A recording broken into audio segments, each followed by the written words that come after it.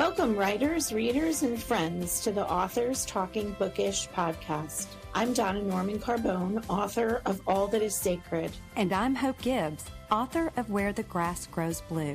We're two debut writers traditionally published by a small publishing house, bringing to you all the experiences that we as authors learn the hard way, so you don't have to. We'll give you insights from the inception of a book idea to publication and beyond. And along the way, we'll share our love of books from the writer's perspective. Hello, everyone. Welcome back. This is episode 68, and today we're talking about Brainstorming Bootcamp, ideas for creative sparks for writers. I'm Donna Carbone, and I'm joined by Hope Gibbs. Hi, Hope. Hello, Donna. Happy spring. Yes, happy spring, finally. Finally. Has spring officially sprung up in Connecticut? Yeah, it's been really nice here. I am loving seeing all of the daffodils popping up, and are they called viola? The little tiny purple flowers. I don't know. I know crocus. There are crocus that are purple flowers. Yeah. And hyacinths can be purple. Yeah, I'm talking about the crocus. Yep. Okay. Yes. You are much more flower centric than I am. Well, of course, you call them by their proper name of daffodils, and I still call them buttercups because, in little parts of the South and my hometown, they're not daffodils, they're buttercups. And I realize there is a buttercup, and so, but I will never ever change my ways on that. That's okay. You can affectionately call it buttercups. Yes, but this is one of my favorite times of the year because of the buttercups and the hyacinths, but it's also Easter. I got to do bunny cakes with my daughter. It's a tradition that I have done since I was probably 5 years old with my grandmother. And I just love making the bunny cakes, and we give them away to her friends and they look forward to it. So this is, I love the fall, but the spring gets me all, no pun intended, hopeful again. Yeah, I love the spring myself. I got to spend Easter with my granddaughter, although she's too young to start those traditions, but I'm sure we will have them. Her parents are eager for her to do a little egg hunt. I was about to say next year you could have an egg hunt. Yeah, I know. It's so cute. She's adorable. Well, I'm so glad. It's so exciting for you to get to spend all these new holidays. It's her first. So this isn't her first, really, really big one. I mean, she was, Christmas, but I mean, that was she was born after Christmas. What? Okay, that's right. So she was born on the 30th. Yeah, so she's smiling and laughing now, and when she sees you, her face lights up. I love it. I love that. Well, I am glad that spring is here. And is there anything this season that you're reading that you are enjoying? Well, let me tell you, I just finished Theo of Golden. I can't even encapsulate this book into words. It is an absolute gift. I think everyone should read it. I don't have words for how wonderful it was. Really? Yeah, it's easily in my top 10 books. Of all time? Of all time. Yeah. It is a beautiful story that seems very disconnected and kind of bland at the beginning. I started reading it and I was thinking, what's all the fuss about this book? But I have to say, this author writes beautifully. Mm-hmm. I think Anthony Doerr is one of the best writers, modern day. He wrote the book All the Light We Cannot See and Cuckoo Cloudland. I just think he's a wordsmith. Well, this writer is a wordsmith as well. His writing is beautiful. The premise of it is that an old man comes to a town in the South. I think it's South Carolina. It's either South or North Carolina, to the town of Golden. And he happens upon a coffee shop, and the walls of the coffee shop are lined with portraits of people, capturing them with different emotions on their faces. And he decides, he's looking at one, he decides he's going to buy it and he's going to find that person and gift it to that person. At that point, I was hooked.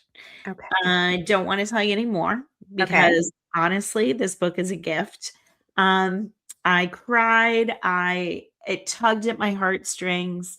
It lived with me after I read it. It will be a book that I probably will read again. Okay, because I have not heard of this. Is it a recent book? Yeah, it is a Okay. recent book. It just came out, and this is his debut novel, which was like, Yeah. I just couldn't believe it. I have to say that's an interesting concept, and it's kind of good what we're going to be talking about today about brainstorming. But Yeah. I like that idea Yeah. of the Well, portraits. he in real life was inspired by going into a cafe and seeing portraits like this. So yeah, that is one of the things we're going to talk about today. Love it. Yeah. How about you? What are you up to in the reading world? So I guess I've gotten in on this thriller genre. I just somehow can't shake it because I feel like every time I've read a lot this year, thrillers, but this one is called The Sequel. Mhm. And it is literally the sequel to this book, The Plot. And I read this book, The Plot, I think back in 2022. And it is a story about a professor. He's Mhm. teaching at a small college in Vermont. He's teaching writing. He's a writer. He's a beautiful writer, but he's not had success. And he's kind Mhm. of stuck teaching it. He's not really liking being a professor. And one of his students is this kind of arrogant guy and said, I have the bestseller. This will be the best book ever. Tells him the premise. And just so happens that person dies. And this professor kind of takes the plot and kind Oh. of steals it. Now, not 100%, but he steals the premise. And then Mhm. all these things happen. And the sequel is at the end of that book, something happens. I don't want to give it away, but the sequel is from a different character's perspective who is very much tied in with the original book. Oh.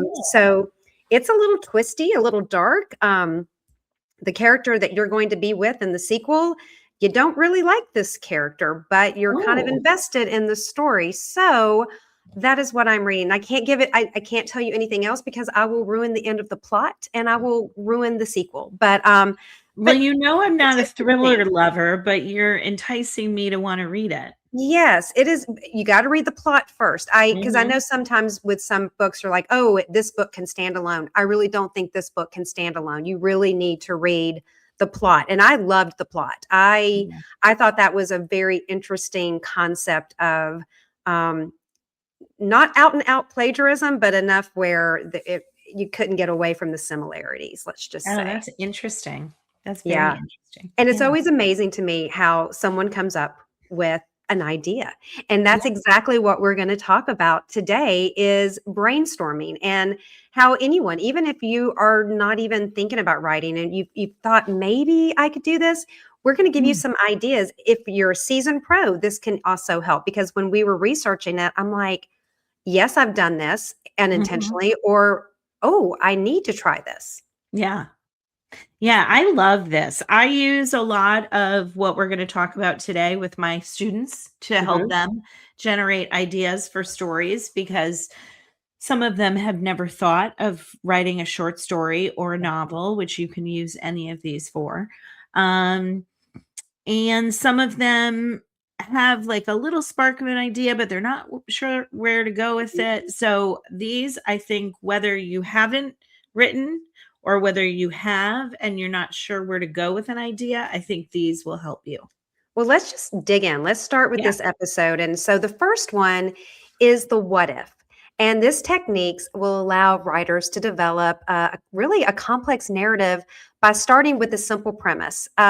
Let's just say if a small town suddenly loses its water supply, then the next question you would ask is, well, what would follow? Well, probably there'd be some disruptions, probably some panic, and you're going to get some conflict because of there's not a lot of resources that are remaining. Then you can start asking yourself, well, what would be the worst possible outcome?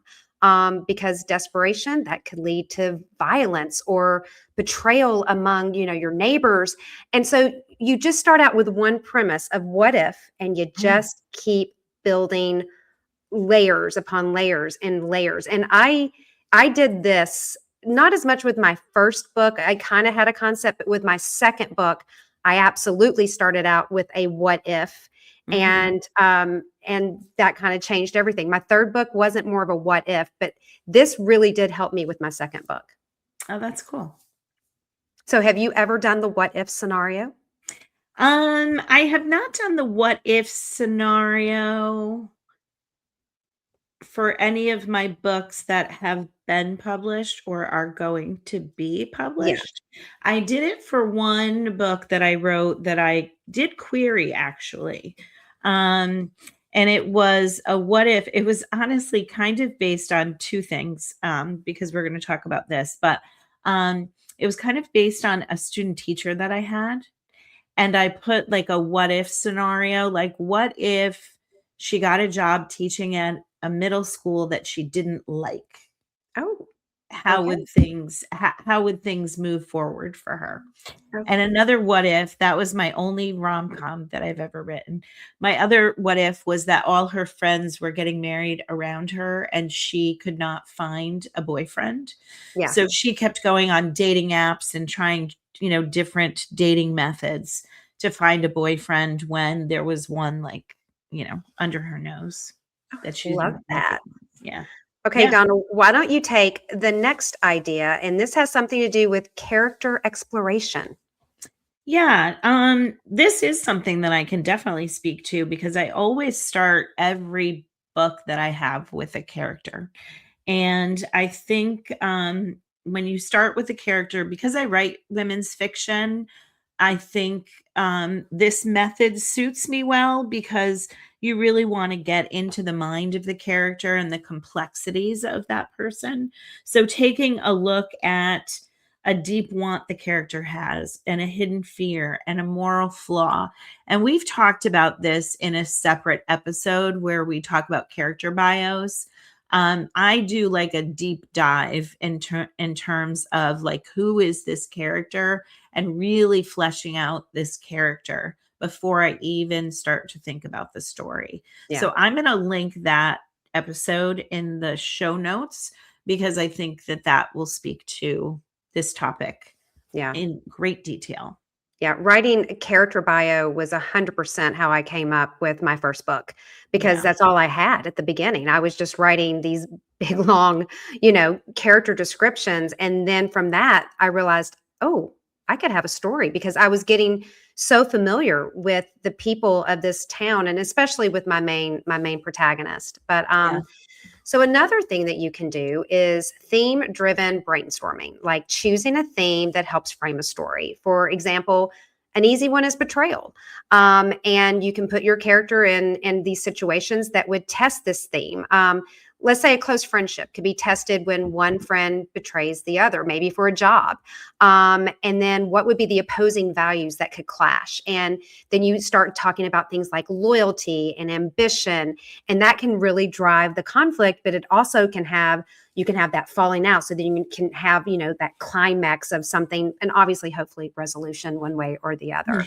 But a theme, that's another way of brainstorming, like what theme, like betrayal, as we talked about, or love, or second chances, or with your book, motherhood, your second book. Yeah. What the definition of what's it to be a mother, and you have 3 women that you dealt with in that book. Yeah.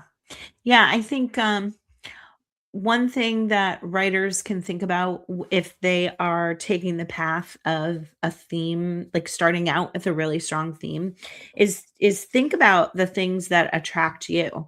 What is most interesting to you, whether it's a book that you read, what is a theme Mhm. that is really interesting, or a Yeah. movie that you watch, or a television show that you watch. What themes do you gravitate to? Yeah. Okay, so here's another one, and this is something that we've talked about, is called memory mining. Do you want to talk about that? Sure. So memory mining is really kind of starting with lists of, I call them crystallizing experiences and polarizing experiences. So crystallizing would be good experiences that you've had in your life. Polarizing would be bad experiences that you've had in your life. Um, And I did this with my first novel, All That Is Sacred. I experienced the trauma of losing a friend, and I took that memory to shape a fiction surrounding that trauma and thought about, what was it like for me? What would it be like for other people? So Yeah. you start asking yourself questions, and fleshing out the idea or the trauma, the Yeah. memory that you want to build it around. And also you can come up with a different ending as Yeah, well. yeah, Yeah. which I So, did. absolutely. So Yeah. another one is for genre swapping. Um, Taking kind of a familiar story and breathe a new life into the narrative, kind of like a love story, but make it into a thriller. Maybe it's not going to be like a typical romance, creating, tension and twist, unexpected twist that maybe threatens to jeopardize the character's relationship. Or you could do a kind of a family drama and reimagine it with time travel, which I've always kind of wanted to do a time traveling kind of genre, but blend it with kind of women's fiction in a way, because Mhm. I like that kind of blending. Yeah, I do too. I don't have time travel, but I kind of do in my next book, Yeah, which is women's fiction. But I definitely think you, because I've read that book, and I yeah, definitely think you have elements of that. right, right. So the next one, and this is something that you and I both can speak very much to. It's about the setting as a catalyst. Yeah, I think choosing a setting and thinking about how you could use that setting in different ways. I think settings that are done really well almost become a character in the book, which I think you do with yours in Kentucky. I think I do with mine in Georgia. I also use the setting of the afterlife in All That Is Sacred. So that is something where I really, for All That Is Sacred, especially because it's something that I've never really experienced anything like, um, or not that I remember anyway. I had to kind of create this world Yeah, for Lynn to live in yeah, and really imagine what it looked like, what it felt like, what her experience there could be. yeah. And so that in that way, it kind of took on a life of its own. Yeah, setting was definitely important to me because I wanted to treat my little town that I created as another character. And Mhm. by setting into Kentucky, I could brainstorm of, what would these people sound like? What would they eat? Where would they shop on a Saturday? And so just brainstorming the setting alone gave Mhm. me scenes that I never had thought about. It just because I had focused so much on that setting, it created a storyline for me. Yeah. And that's one thing when I read your book and I reviewed your book, that was something that I mentioned because I had never been to Kentucky, but I felt like I had after I read your book. The Thank you. language, the dishes that you had, I felt totally immersed in that setting. Yeah, I think, and you and I both love this part because you write very much of your setting too, especially in All That Is Sacred, the Mm, beach house and the beach and the afterlife, and that's got to be a totally different thing because you had to create that. I had some bases of Kentucky, but with the afterlife, you yeah. had to create that setting completely out of imagination. And that was fun. Yeah. Okay, so here's another one, and you did this as well. You want to talk about this one, Donna? I love this one. Um, so mining articles or headlines, if I can't tell you how often I write down in my journal a headline that's provocative to me, and I won't even read the article. I just use that as something to just ignite my imagination. Yeah. Well, my second book, I did read an article. It wasn't the headline specifically, but it was a nonfiction article that I read that was so interesting to me and thought provoking and really kind of touched me where I was in my life. It was about motherhood and it was about a young woman who was forced to give up her child against her will. And I just couldn't get that out of my head. And I'm talking years later, Yeah. like 5 years after I read the article, I started writing the book because I needed to wrap my head around that idea. Yeah. Absolutely. I have not done that yet, but there are articles that I see all the time, and I will screenshot it and just put it in Yeah. a little folder for, a You rainy never day. know. Or it could lead to a character. Yeah. Maybe not write the story that's in the article, but something might, Right. spark something. Another thing is the mashup method. Um, Mhm. this is a profession plus a secret. Maybe a therapist who secretly struggles with anxiety, or a married couple facing a crisis like an unexpected pregnancy, or a place and a taboo like a secluded retreat known for healing where participants are confronting buried traumas. So I like doing that, this plus that. I mean, Yeah. I think they call it the mashup method. Do you ever do the mashup method? Um, Not consciously, although it is a method that I talk to my students about. My students use it, particularly if they have no idea what they want to write. Yeah. Yeah. So this next one I'm going to speak about, because this is Yeah. what I did with my second book, is write the ending first. And so I did do that. And I know it sounds crazy, but I started with the ending and then I could go to the beginning. And I know, I don't think you've ever done this, but have you had students that have tried this approach? Well, I always know what the ending is. I've never had a student try that approach. I think they're they're they're slow to start. Um, I- I've never done this, but I always have the ending. I always have the beginning and the end of my story fleshed Mhm. out, and then the middle's usually very murky. Yeah. But you know what I wanted to ask you is, did you actually write out the ending of your book first, or did you Yes. just have it in your mind? I wrote it down, but it's not in a form that I want anyone to see. It's obviously this character, this is what happened, these are the consequences. So I Yeah. still have that original, because I told you my husband and I are trying to sell our house, and we're getting rid Mhm. of our things in our attic, and he calls me a hoarder, and I am. So I like to keep things, and I'm that way with my writing. So I still have the original document of You should when. take a picture of that and put it on your social media. Yeah, but I don't wanna put it out there because it tells the ending. So, maybe some. Oh, you're talking about the book you didn't publish Yes, yet. the book that I have not Oh, published. I No, thought you with meant Where where the the Grass grass Grows grows Blue, blue. I didn't know where it was going. Oh, okay.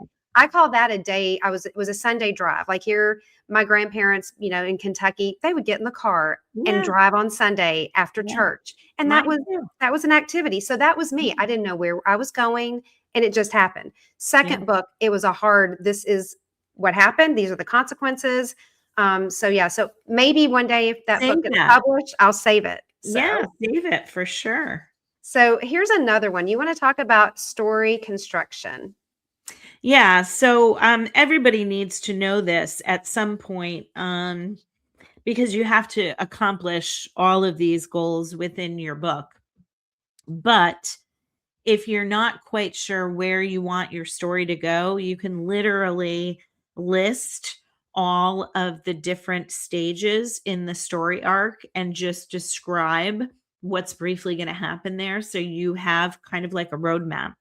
I do have my students do this. They all do this, and they think it's very helpful. I do this in my mind, but I don't always write down these stages. But I think if you don't know, I think it does help keep you directed. So you have your inciting incident, you have your rise in Yeah. action, you have The climax, the climax. falling. Yep. Yep. Yeah, the falling action, and obviously the resolution. And when you say resolution, it's not everything has to be put back perfectly, because some of the best books out there end kind of messy. So Ugh, yeah. I remember reading Grace Salmon's book, The Eves, oh and yes, I don't want to spoil the ending there, but oh my God, that she got definitely me. got me on that one. Yeah. So another idea is using Venn diagram. Now I have not used this, but Donna, you have. I do use this, and I use it for different purposes. Like I'll set up the Venn diagram, which is could be two circles that intersect, or three circles, or more if you want them to. Um, And so kind of on the outside of the circle that doesn't touch the other circle, I will put things that are distinct to a character, Mhm. whether it's experiences or goals for that character in the story. And then you've got your other character and you do the same thing. Well, where the circles overlap, that's where you put some overlapping commonality, Yeah. whether it's experiences they have together or intersections of their experiences within the novel. I think if you are somebody who is a visual learner, I think Venn diagrams can be very helpful. Yeah. And something else that's helpful if you are individuals, post-it notes. Utilizing post-it notes can help you get organized. You can also kind of see your characters' arcs. You can also rearrange, which makes things easier. And you can color code them, because one color, yellow, could be for, what are the conflicts, and the green could be, resolutions. And so you can arrange it all out, and that way you can see it. Now, I don't use post-its. Mm. It's just something I don't like. But when I'm writing, I do keep I write it my own little diagram. Yeah. For me, that helps. But it's the same thing. You can visually see your story Right, and you or could your idea. the thing about using Post-its too is that it's the movability of it. Yes. So if you put it on a huge board, you can move things around, move chapters around. I know people who have boards that fill up a whole wall Yeah. before they write with Post-its or even, like with an expo marker or Yeah. something like that. And this is one that we have talked about a lot. It's the set a timer for 10 minutes and just write what comes to mind. Maybe it's your characters or themes or emotions. But the most important part about this is do not stop and edit yourself. Just write for 10 minutes. And I have recommended this to so many people because when I do an event, and lots of people will come up to you, and it takes a lot of, I think, a lot of courage to come up to someone and say, I've always wanted to write, because it was hard for me to ever say that, even after I'd written a book. And they said, but they're like, but I'm not a good writer. I don't know where to start. And I'm like, first off, you're a good writer. You just haven't put it out there. And I recommend anyone, if they are even thinking about writing a short story, start doing this, because for me, this is a way of building up a muscle. Like, I'm not going to go to the gym and get a big bicep overnight. It's going to take a little time. And I think this is a perfect way, especially when you're trying to brainstorm, write what Mhm. comes to mind and don't edit. Yeah. I think I use stream of consciousness writing and free writing an awful lot. The way that I kind of differentiate them is like stream of consciousness writing is trying to learn what I think, and I use free writing more when I know something, but I'm trying to develop it and just kind of spitball Yeah. in a very unorganized fashion that I can organize later. And our final tip for brainstorming is, Donna? Journaling. I journal almost every single day, and I use journaling in a couple of different ways towards writing. It is a place where I would put a headline that was interesting, or I am, driving in a place where I haven't driven before, and I'll describe something specific that I see. Um, it's also a place where I flesh out ideas. I actually put Venn diagrams in my journal when I'm starting out to see how characters intersect. Um, for my first book, I had I had 5 characters who all had conflicts with each other. Mhm. And so I had each character write a letter to the other characters to really try to help me understand how each perceived whatever conflict it was they had between them. I love that. Well, Donna, that's the end of our episode. We are running out of time, but we have a lot more ideas, and the ideas that we've given you, we've gone into great detail. So if you go to our show notes, and that's kind of like our do now would be, go to our website, look at the show notes, and maybe make a list of things that might help you brainstorm for an idea, whether it's a short story, whether maybe it's a full length book, maybe it's a TV script. So hopefully these little ideas will help you. Yeah, you could print out the show notes from our website, Yeah, um, because we do go into a lot more detail than we were able to do during yeah. our showtime. And as always, everyone, you can find us at Spotify, Apple, Amazon, YouTube, and Instagram, or go to that website and look at these detailed notes. And finally, real quick, Donna, what is on our next episode? We're going to talk about marketing next time. So, if you are thinking about writing a book, or if you're at the stage where you need to market a book, or maybe you have already published your book and you're looking for new ways to market, this will be a good episode for you. Well, I can't wait to discuss that one. And everyone, thank you so much for joining us. Until Bye. next time. Thank you for joining us today. I'm Hope Gibbs. And I'm Donna Norman Carbone. It's time for you to get to work. We look forward to seeing you in 2 weeks with another tip from your author friends.